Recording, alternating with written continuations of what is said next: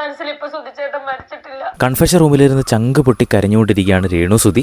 എൻ്റെ പിള്ളേരോട് ഞാൻ മരിച്ചിട്ടില്ല എന്ന് പറയാമോ എന്ന് രേണു ബിഗ് ബോസിനോട് റിക്വസ്റ്റ് ചെയ്യുന്നുണ്ട്. കാരണം രേണുവിന് ഒരു കുഞ്ഞു മകനുണ്ട്. സുധിച്ചേട്ടൻ മരിച്ച് പിന്നെ അവൻ സുധിച്ചേട്ടനെ ടി വി കാണുമ്പോൾ സുധിച്ചേട്ടൻ മരിച്ചതായിട്ടാണല്ലോ അവൻ മനസ്സിലാക്കുന്നത്. അപ്പോൾ എന്നെയും ടി വിയിൽ കാണുമ്പോൾ അവൻ ചിലപ്പോൾ ഇനി ഞാൻ പോയോ എന്നവൻ ചിന്തിക്കുമോ എന്നൊരു ടെൻഷനുണ്ട് ബിഗ് ബോസ് എന്ന് ബിഗ് ബോസിൻ്റെ അടുത്ത് രേണു പറയുന്നുണ്ട്. അപ്പോൾ ബിഗ് ബോസ് എല്ലാവരുടെ അടുത്തും പറയുന്നത് പോലെ തന്നെ നിങ്ങളുടെ എല്ലാവരുടെയും വീട്ടിലേക്ക് വിളിക്കുന്നുണ്ട്. എല്ലാവരും ഓക്കെ ആണെന്ന് രേണുവിൻ്റെ അടുത്ത് പറയുന്നു. അത് കഴിഞ്ഞപ്പോൾ രേണുവിനോട് മക്കളോട് എന്തെങ്കിലും പറയാനുണ്ടെങ്കിൽ ഇപ്പോൾ പറയാമെന്ന് പറയുമ്പോൾ കുറേ അധികം കാര്യങ്ങൾ മക്കളുടെ അടുത്ത് പറയുന്നുണ്ട്. കിച്ചു, ഋതപ്പ, നിങ്ങൾ രണ്ടുപേരെയാണ് ഞാൻ ഏറ്റവും കൂടുതൽ മിസ് ചെയ്യുന്നത്. നിങ്ങൾക്ക് വേണ്ടി എല്ലാവർക്കും വേണ്ടി ഞാൻ മാക്സിമം എന്നെക്കൊണ്ട് പറ്റുന്നത് പോലെ ഞാൻ ഇവിടെ നിൽക്കാമെന്ന് അവർക്ക് വാക്ക് കൊടുക്കുന്നു.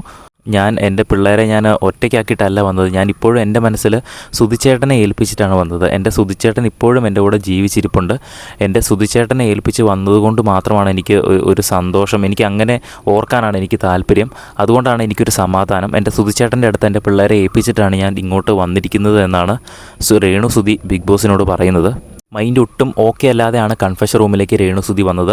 പക്ഷേ അവസാനം അവിടെ നിന്ന് ഇറങ്ങിപ്പോകുമ്പോൾ ഞാൻ മൈൻഡ് നല്ല സ്ട്രോങ് ആക്കി ബിഗ് ബോസ് എന്നോട് സംസാരിച്ചപ്പോൾ തന്നെ എനിക്കൊന്ന് മൈൻഡ് ഓക്കെ ആയി എന്ന് രേണു കൺഫെഷൻ റൂമിലിരുന്ന് ബിഗ് ബോസിൻ്റെ അടുത്ത് പറയുന്നുണ്ട്. ഒരുപാട് പൊട്ടിക്കരയുന്നുണ്ട്.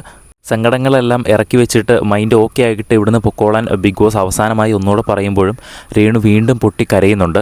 സുധിച്ചേട്ടൻ്റെ കാര്യം പറഞ്ഞും പിള്ളേരുടെ കാര്യം പറഞ്ഞും രേണു വല്ലാതെ പൊട്ടിക്കരയുന്നുണ്ട്. എന്തായാലും രേണു മൈൻഡ് ഓക്കെ ആയിട്ടാണ് കൺഫെഷൻ റൂമിൽ നിന്ന് ഇറങ്ങിപ്പോയത്.